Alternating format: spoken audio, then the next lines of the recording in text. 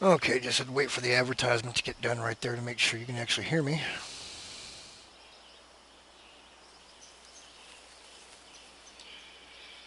just had to wait for the advertisement to get done right there to make sure you can actually hear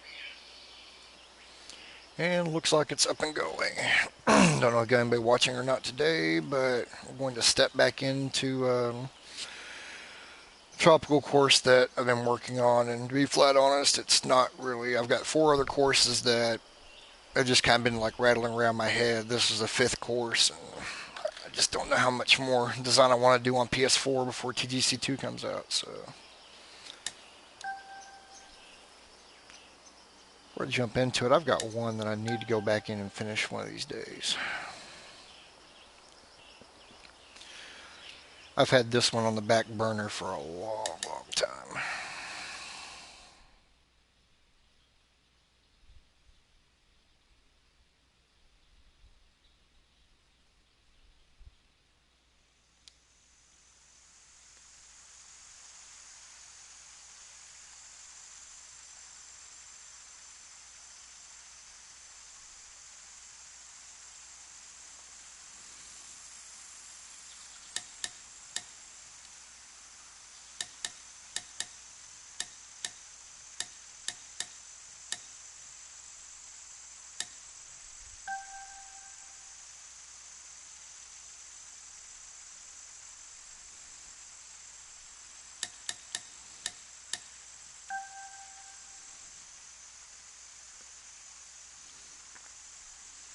That was actually something I was doing for showing somebody something to use, but the biggest mistake I made on this when I started designing this particular one is I didn't want to use a first cut.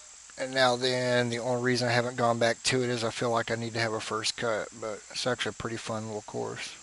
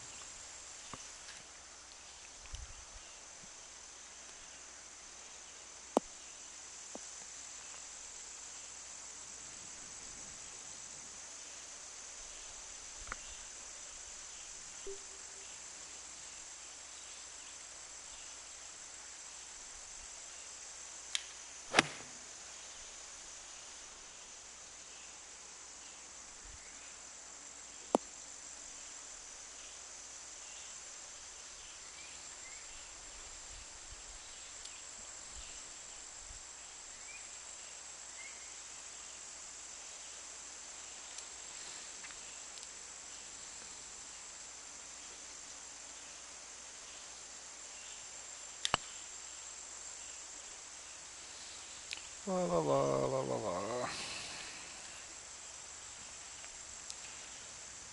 Certainly wasn't meaning to do that.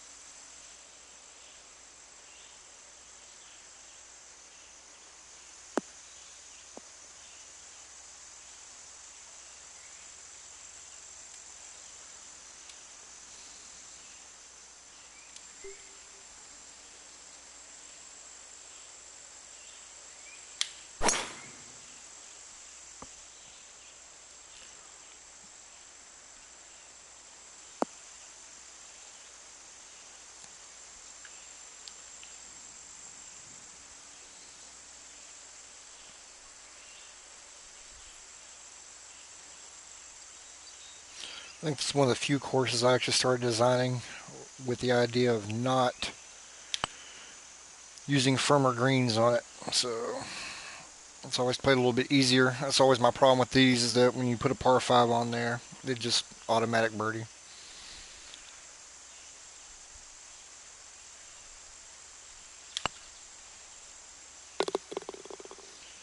Automatic birdie at that distance. This is a fun hole right here, though.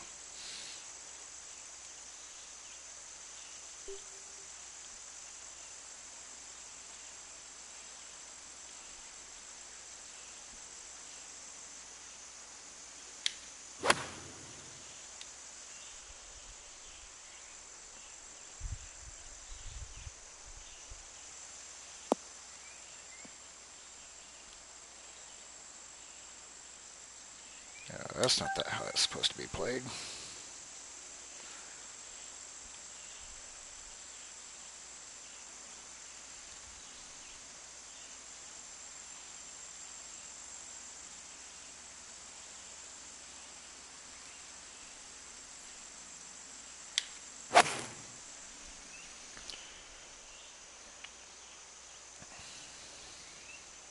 Still went off to the right. See if I can get a straight swing on this before I get out of here.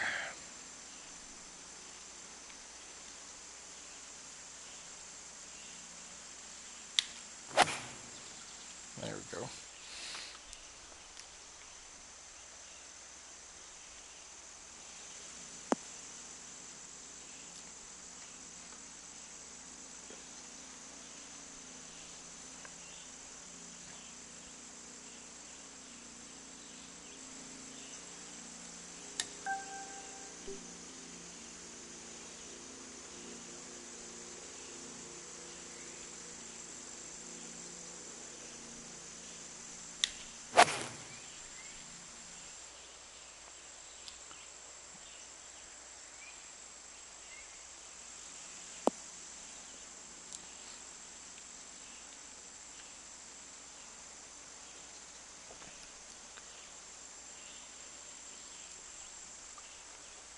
Anyway, lots of potential on that hole for pinning in, for playing a lot of different shots into it. So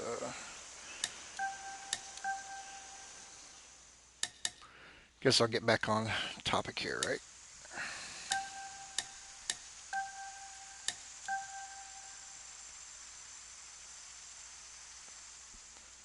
Da, da, da, da.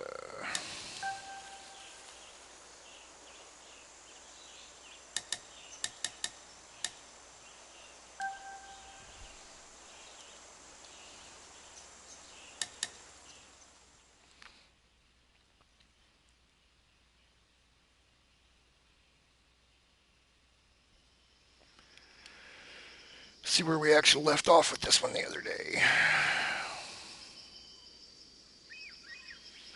So go ahead and get rid of my guidance lines now.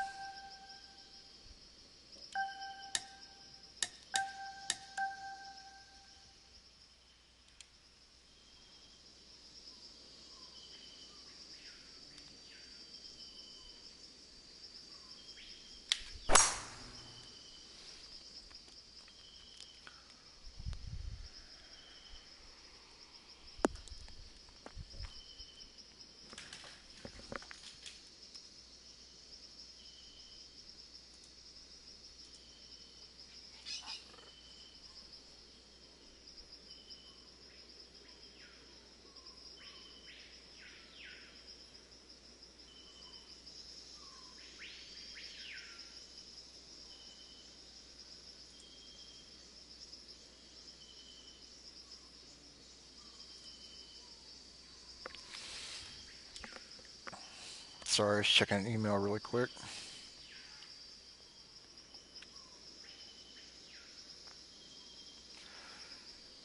The main reason I played that shot out there was to kind of get an idea of how my fairway is looking right there.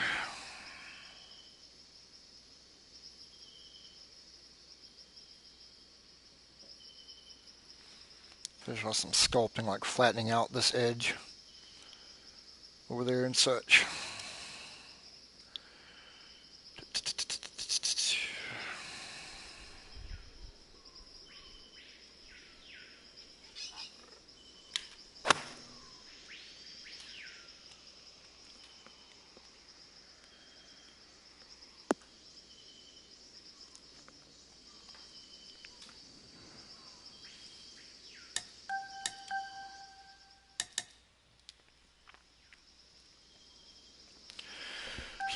thing I know I want to do is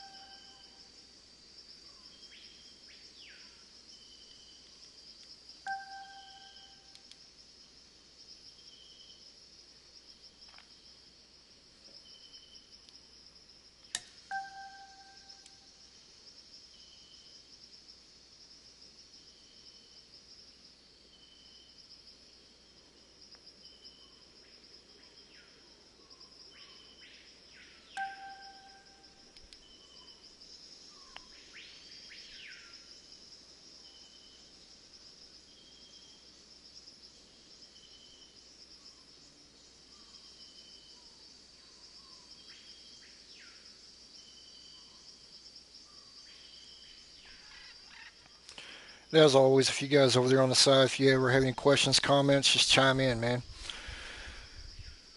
You're welcome to participate in the discussion.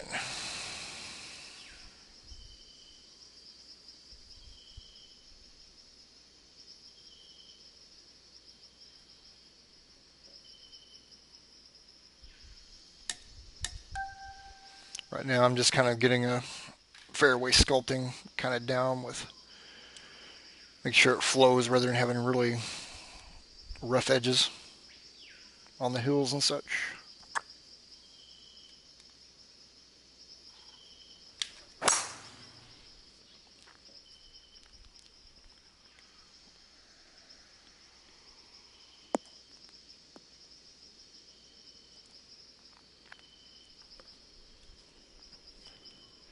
So if we play to that side, get that.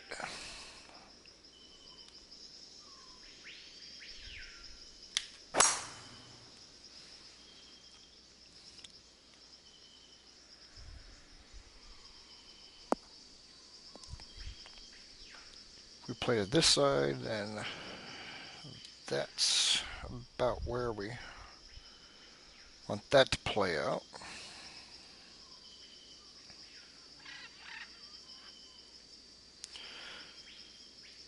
So the idea behind it being that if somebody wants to play longer with an iron, or excuse me, with a driver, then they risk a side hill lie. On this side, or they can play shorter with the 3-wood into this area, a little bit longer shot, still pretty easy to hold right there, but then they get a flat shot. I'll kind of show you what I'm talking about here.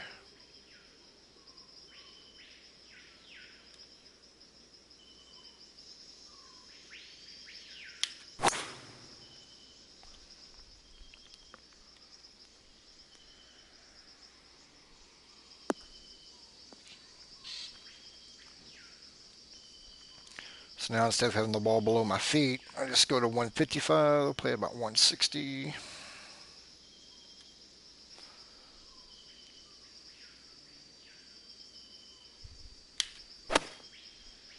Oh, bad shot, but you get the idea.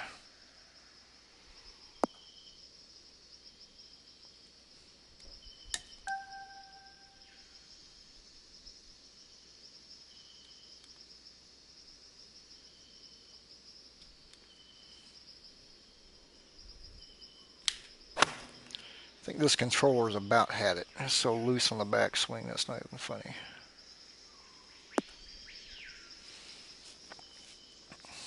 So ball still doesn't move very much. On that, so I don't know, guys, what do you think?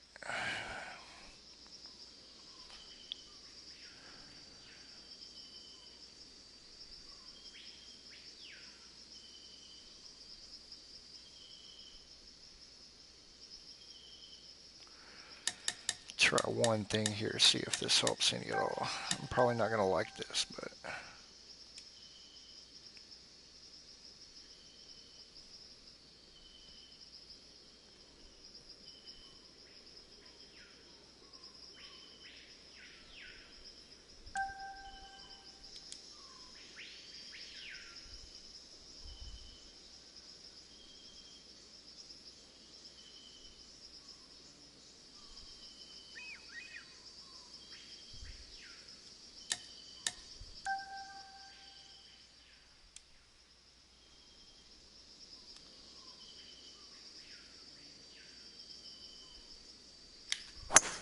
ah,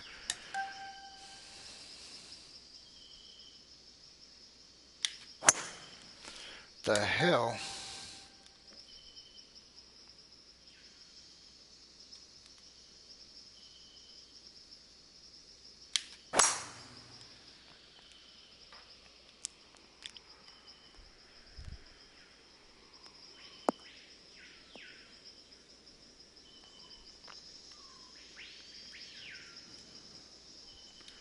Like one little thing that keeps catching my eye right here, and I think it has to do more with the, yeah.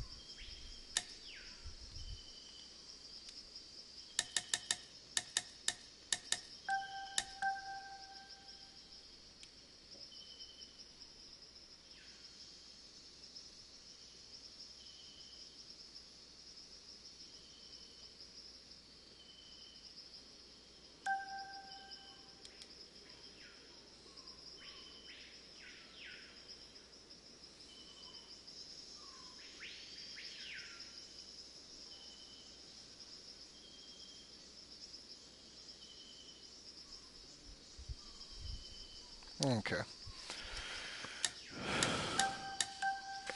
we'll live with that.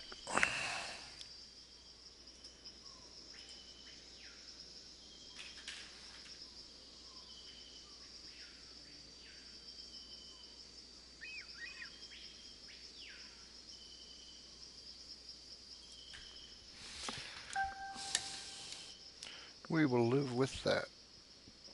Now, let's see what we got.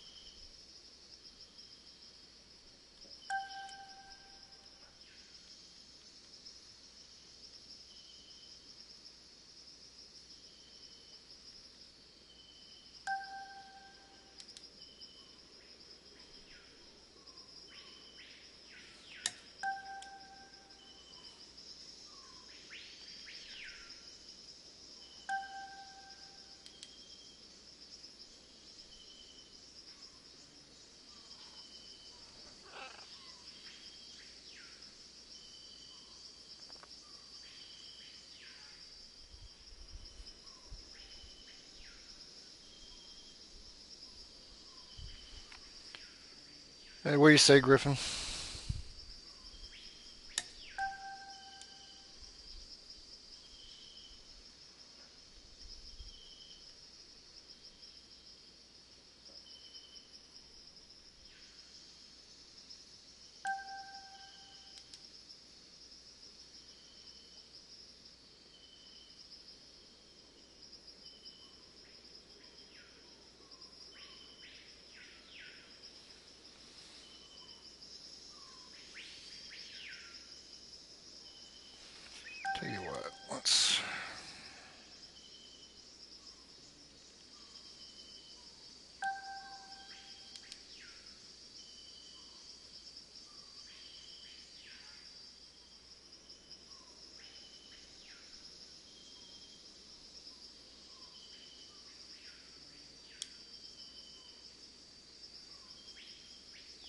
I think we'll just leave it down there.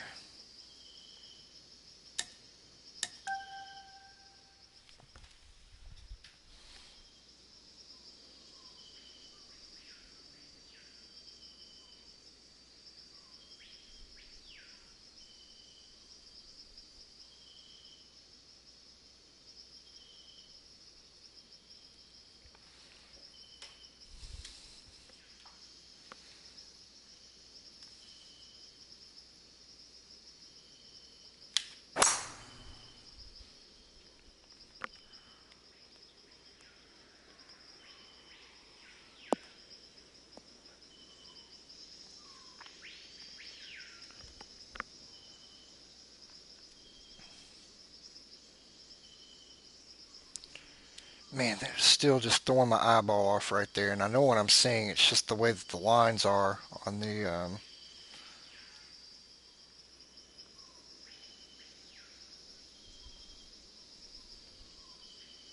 Okay.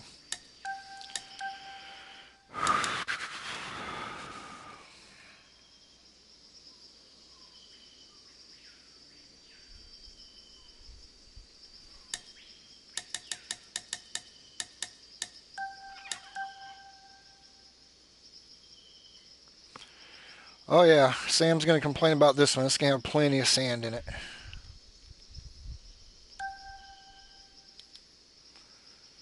This one's gonna have plenty of sand in it.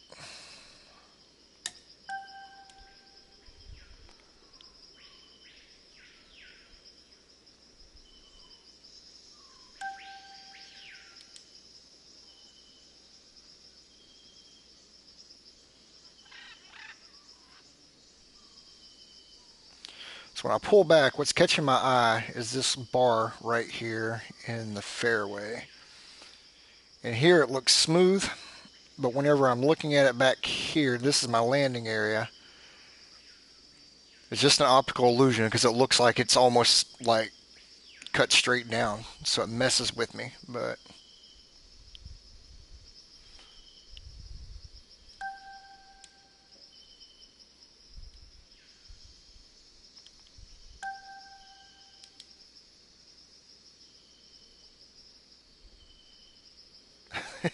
I swear, every time. It's very smooth and everything right here, but from back here, man, it just throws my eyeball off every single time. But it'll work. On to bigger and better things. I'm not looking forward to doing this one, and the reason being is because the way that I cut this bunker into here, you can already see I'm starting to get, I call it crimping, where you're starting to see the texture here kind of crimp and everything. If I'm not very careful how I do this, it's actually going to bleed over into my green and my first cut. I don't mind it so much back here. You can hide it quite a bit with lighting, and it's rarely going to be a playable area anyway, but you don't want it on your surface up here where it stands out. So you have to be very careful how I go out doing this, which is one reason why you don't want to use the flatten tool. You just want to use a straight raise tool on this, because if you go flatten, it will crimp the hell out of it, like right there. So I'm not even sure if this won't do it, but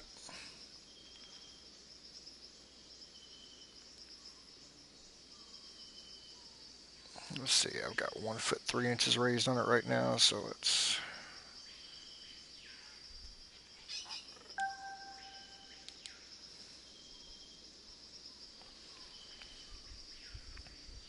To see, by using the raise tool instead of the flatten tool right there, I was able to get the elevation that I wanted behind my bunker right there, but it didn't crimp my first cut or my green. Had I gone with the flatten tool, then it would have tried to adjust this along with the middle and going into the bunker. And since I already have these creases going, it would have carried those creases on into this area right here. So just a helpful tool when you're designing, that a lot of times when you start messing around with your greens with your bunkers and such, when you're wanting to give it that that raised look going into your green, use your raise tool and not your flatten tool.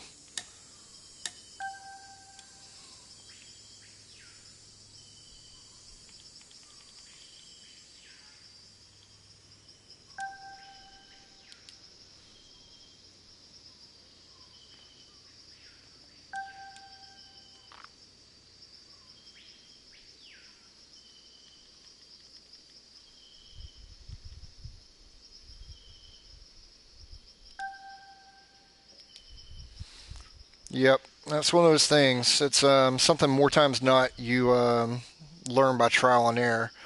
But I think, especially when you're newer to the designer, your natural instinct is use the flatten tool because it is on the green. You want to make sure you're not getting, crazy sloping and everything else based on it. But you can come back and fix this. Like if I want to get rid of all those yellow lines right there, all the yellow beads, and still keep, a slope going, I can do it. But I can do it from the green side versus trying to do it when I'm working around the inside edges of the bunkers. Bunkers around greens can be tricky. You can jack up the look of your green in a hurry if you're not careful with it. And if I want to come in and give this even more of a raised edge, then I can shrink the raise tool down. And I know you see Andre do this quite a bit on his, where he'll now come in and raise usually 5 inches, 5 or 6 inches, I think is his normal, and he'll go around the outside edge of this right here, and it just gives a little bit more of that look. I usually don't do that because I have my own style, but to each their own. If I give it that pass right there, what you're going to see right now is what I was talking about a while ago. So now you see it starting to crimp even more, and I probably started getting it over here on this side. It held, but more times than not, I don't do that. So, because I can keep what I'm wanting to do right here, and I'm going to crimp the hell out of it here in a second when I actually go in there and sculpt that bunker. But still gives me a nice shape to it and a nice look coming into it where it hides the front face of that green on this side. So, and what I'm eventually going to use that for, I'm probably going to keep that slope pretty much where it's at since this is such a short shot on medium greens, the ball is just not going to move. So for pin placement areas, which I'll show here shortly, sculpting my green is one of the last things in the world I do when I'm finishing off a hole. I want all my sculpting done in and around here before I start messing with it. So, but I will actually use that for movement as I start doing it out. So if I happen to move a pin over here in this area, it sometimes can allow for a person to play the ball off the side of that hill right there to get it closer, depending on winds and such, or it creates a hazard,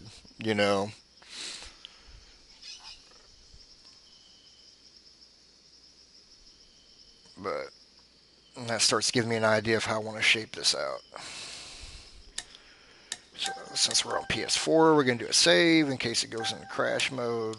And I really don't want to sculpt that one right this second, so I'll come back and sculpt this one. I have a little bit different way from sculpting. There's a few people like we like at Rough NC, Mitch. I've worked with him a little bit on sculpting. Paul Scazzolini, there's a couple other people that I've done a little bit of one-on-one work with in designing. This is how I've shown them how I sculpt my bunkers. A lot of people will try to take this shape and just find the actual shape, shrink it down inside of it, drop it, a little bit of inches, and hit it and go away. I tend not to. I tend to like to get my shape in, do my sculpting around the outside edges, and then when I actually want to sculpt this bunker, I want to use this particular brush. That way, if you see in the middle, it gives me the flat in the middle, like the donut, and then it gradiates as it goes out. So I want to use this one, and depending on the size of my bunker will determine where I want to go with it. I'll go ahead and use this size for this particular one. But I wanted about a yard and a half inside the outside edge of the bunker. And that way I can kind of trace that same yard and a half look to it. And I'm holding down on my X button while I do this. I'm never letting up off the X button. But in order, see, I'm already starting to get the crimping on the outside edge. I don't want to run this brush up to the edge of that, because the further or the closer I get to the outside edge of that bunker, the more it's going to crimp the area around it. So this allows me to go around the inside of it and get a nice gradiated slope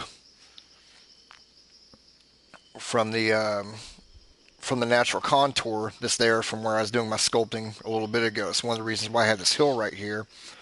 It's just going to drop off that hill down into my bunker, and I'll still have a flat bunker bottom. So I'm still holding down on my X button, and I just keep working my way in as I go around.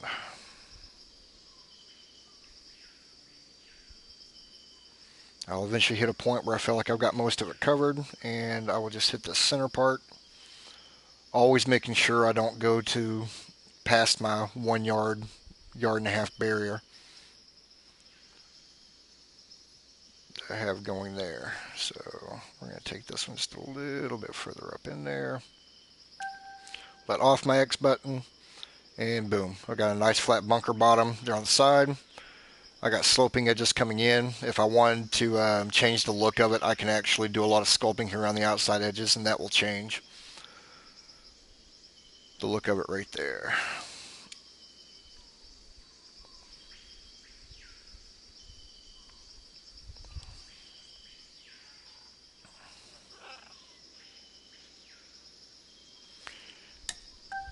And I can't even go in here a little bit more and do a little bit more if I want to mess with it. But you see, the closer I get to that edge, affecting it, how I'm starting to crimp the outside edge of my bunker. And some people, it doesn't bother them. Some people it does. For my own personal look, I try to avoid that as much as possible. But most of the time that's caused by where your brush is, the edge of this brush is in relation to the edge of your bunker. If you go over here and try to do this, you will crimp that entire outside edge. So I tend to just go inside.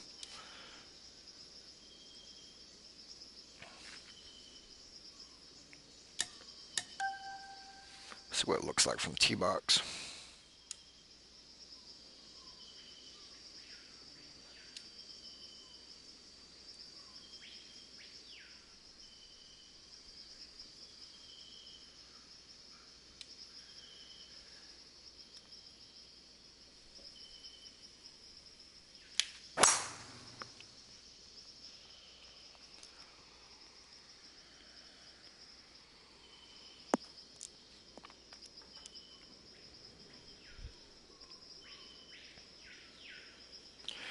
I'm actually kind of liking the flow of that fairway. It's some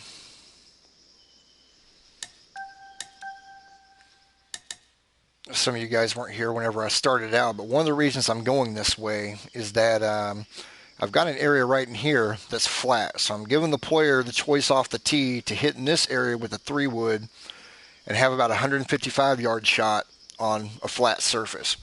If you go with driver, you're knocking off some of the distance, but you're risking the ball being, below your feet when you're coming in. So, and also depending on the wind, some players can use this as a bouncing board to kick the ball back in, down here in this area. So it's just giving a few different looks to a hole. It's a little bit different way for me to design, just for the simple fact that I'm not really accustomed to designing on medium firmness. I am traditionally a fast and firm designer. So, same thing. I'm going to shrink this down to its smallest size. Start here on the inside of my lip.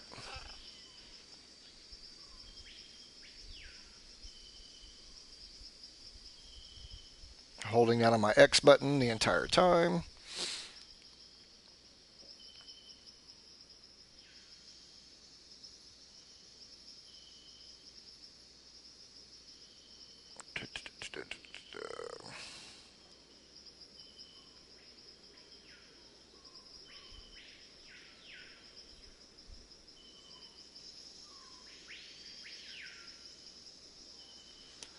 And once I get to this point, I'll just start dragging it back across the middle. This way I ensure I get that perfectly flat bottom in my bunker.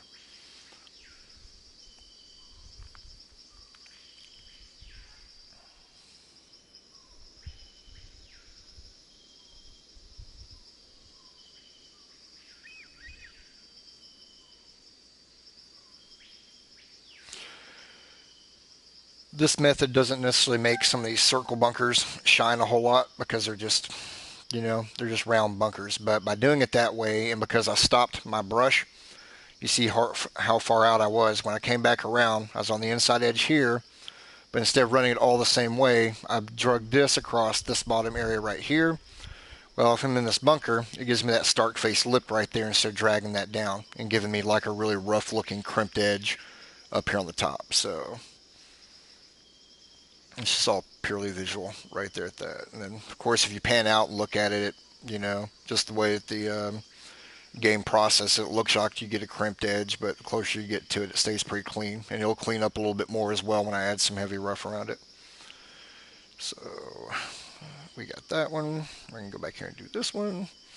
This one's going to be a little bit trickier because of A, where it's at, and B, the look that I'm going for on this one. So got this one at smallest size. We're going to stay about right here, and we're only going to drag it to about right here.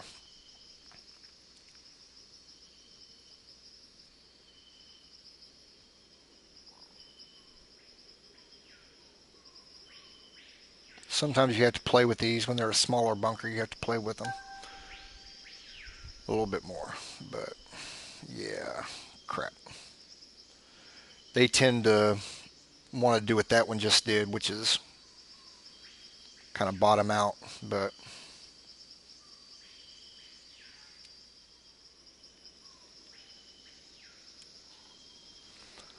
I'm going to try another trick right here.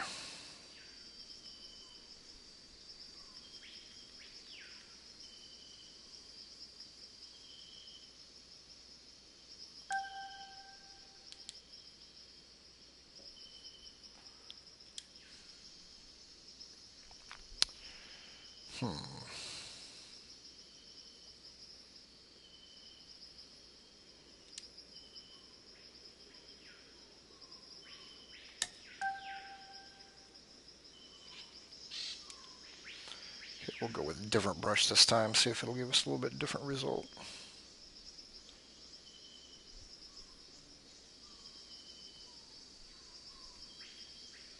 Don't like going that high up on it, but I may have to get a good looking bottom on it.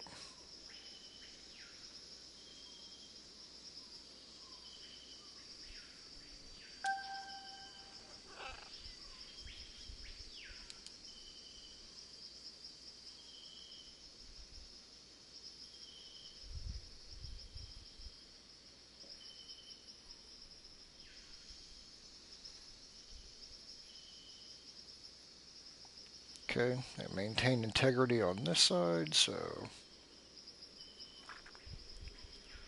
it's a little bit scruffy looking, but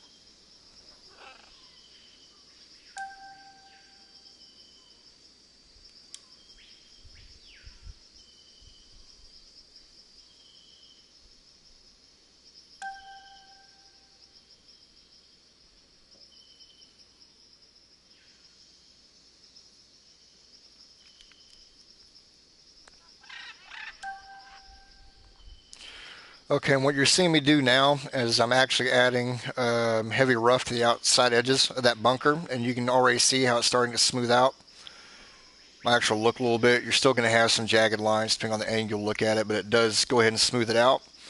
But I don't want to run it on the outside lip of this because what it's going to do is it's going to butt up against your first cut. Anytime you add your first cut, it auto generates an area of heavy rough to the side of it. And most designers have done this for a little bit knows if you run heavy rough that you're trying to put in on top of this and you start getting that scalloped edge and all that. Once again, some people mind it, some people don't. I personally hate the look of it on my courses, so I try to avoid it. It gets tricky on this when you've got this auto-generated heavy rough right here, right up against a bunker. You actually have to lay rough inside the bunker to get it not to brush up against that edge. So like that right there. As you can see, it still touches a little bit, but not enough to where it scallops my edge. It moves it just slightly, but you can see that it did add a little bit of heavy rough to the outside edge of my bunker right there, so I still accomplished that.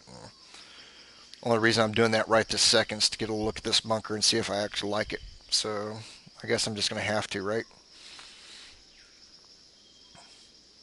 So while people are sitting here watching, I get asked this more than anything in private messages, is how I go about adding heavy rough and getting it up to the edge right here without giving myself a scalloped edge.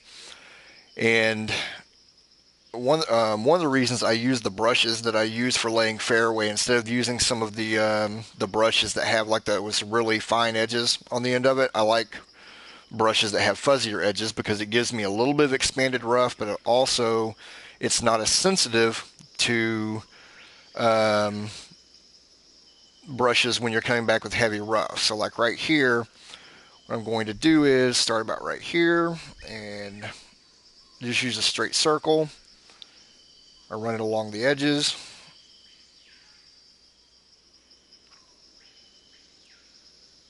I'm trying to get it as close to that edge of auto-generated heavy rough as I can without actually getting in it. So when I do that, you will see it move slightly, but it only moves slightly. It doesn't scallop it like it does elsewhere. And from above, it doesn't look like I got it, and I will fix that here in a second, but it's actually only in some areas where it does. But from eyeball level, you don't really see it. So, and then watch this one make a liar out of me.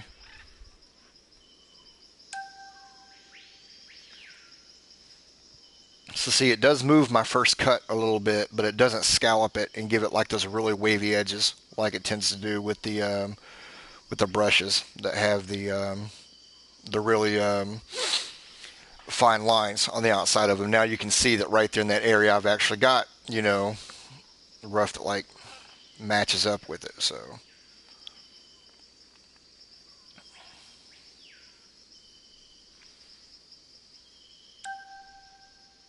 I'll also tend to do this in segments quite a bit also, so where if it does something I don't like it to do, I can just get rid of it immediately.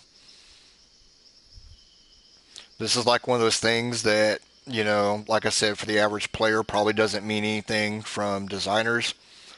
We can be a little bit OCD about things, so it begins to bug us.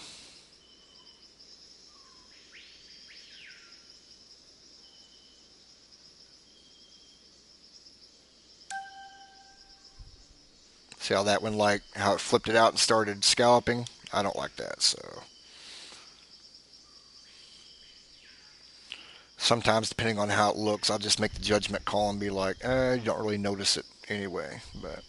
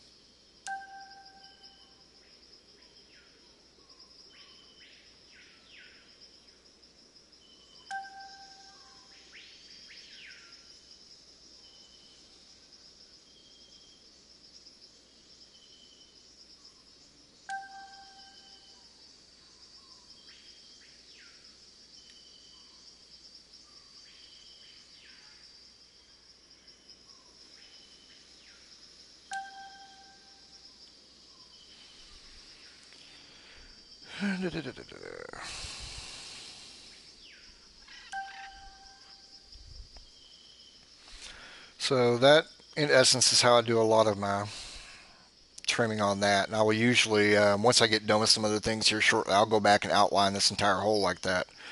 Areas that I know I don't want any kind of plants or trees or anything else popping up. So when it begins to frame my hole, because I do not do any kind of planting until I've got my course actually laid in.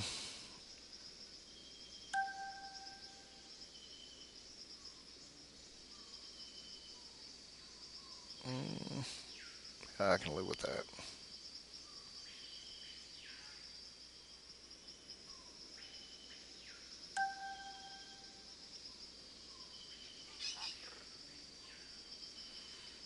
And sometimes, just depending on how OCD you want to be with it, you just have to come through here and catch some of those little edges right there and fill it in. But I just saw how much that first cut just moved. That is sometimes something that will happen. Where I don't mind it so much right there on that corner, having more of a first cut. But anyway, back to what we were doing.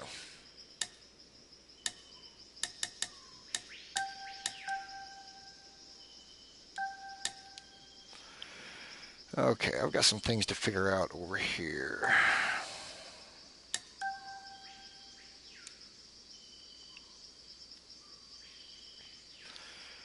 Namely that I don't want a lot of ridging, because a lot of this right here is actually going to end up being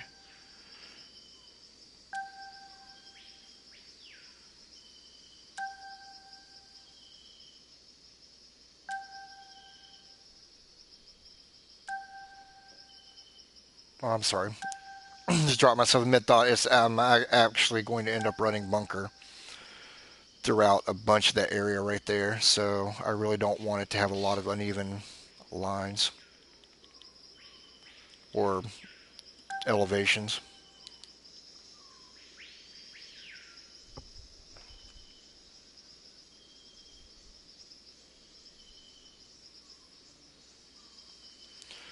My trick is I'm not going to know how far I'm going to take that across until I get other holes done. So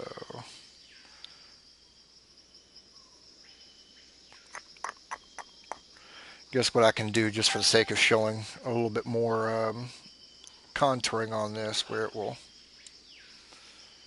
actually make a little bit more sense what I was doing before. These are the style bunkers where it actually kind of shines through when I come through. So I'm here on this edge.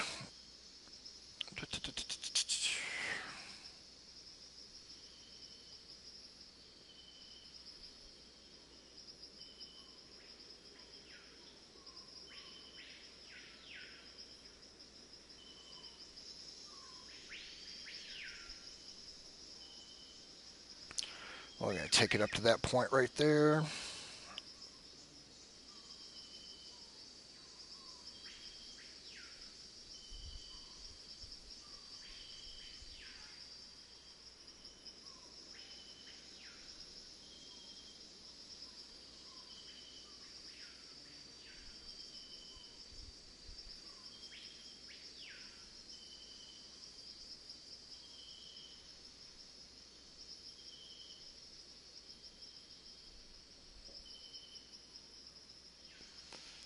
We'll take it to that point right there.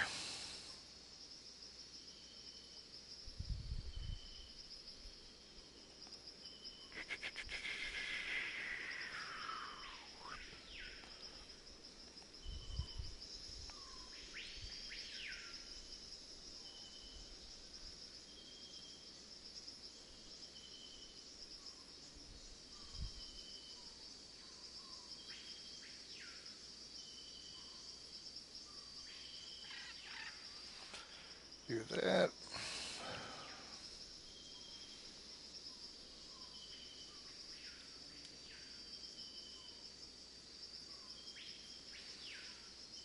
I'm actually doing this in a crazy way. I usually wouldn't do it exactly like this, but for time standpoint, I'm just going to try to get it flattened out as much as I can right there without being too precise with it. And then if I were to go through and, mess with it all, you can kind of see the edges it gives me right there. For what's essentially a waist bunker, it just gives you a nice flow from here down into your bunker. You still get your flat bottom. And once you've done it all the way up that entire bunker, it's just a really nice look. So then if you do bunkers this size, you'll inevitably have things like this right there, like that little hump and bump. You can either come back in with it, but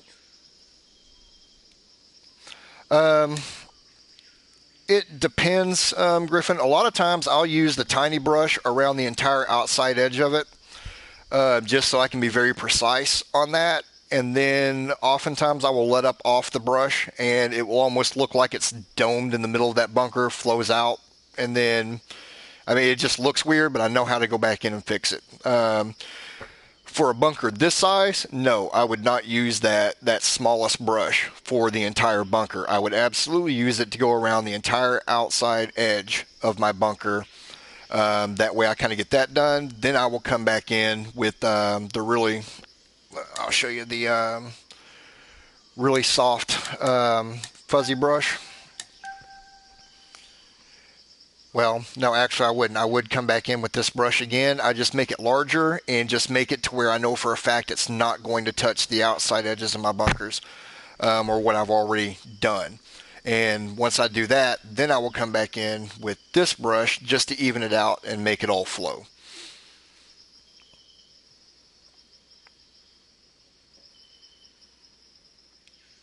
And I'll show you an example of it if I can get it to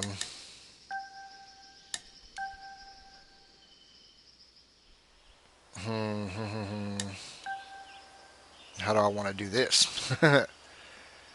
um,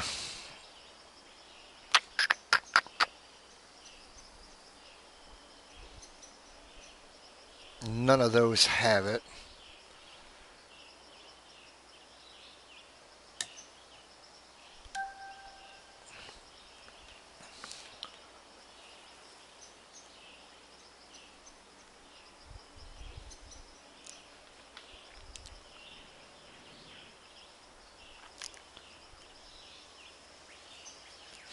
You'll see it more and more as I go forward on this course. Right now, there is going to be a lot of sand in and around this. So the essence of this course is that it's on a beach.